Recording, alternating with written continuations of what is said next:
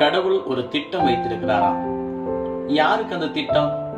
யார் ஜெபிக்கிறார்களோ அவர்களுக்கு ஒரு திட்டத்தை வைத்திருக்கிறாராம். எரேமியா 33:3 எழுதப்பட்டுள்ளது, என்னை நோக்கி மன்றாடு, நான் உன்னுடைய குரலை கேட்பேன், நீ அறியாத தெரியாத பெரிய காரியங்களை, நீ நினைக்காத காரியங்களை உனக்கு செய்வேன் என்று சொல்லியிருக்கிறார். அதே எரேமியா 29:11 சொல்லுகிறது, நீ ஜெபிக்கிற பொழுது உன்னை குறித்து எனக்கு ஒரு திட்டம் வைத்திருக்கிறேன். அந்த திட்டம் வளமான திட்டம், நலமான திட்டம். நீ செல்லும் இடமெல்லாம் செழிப்பை காணும்படியான ஒரு திட்டம். நீ உழைக்கிற உழைப்பிலே உயர்வை காணும்படியான ஒரு திட்டம்.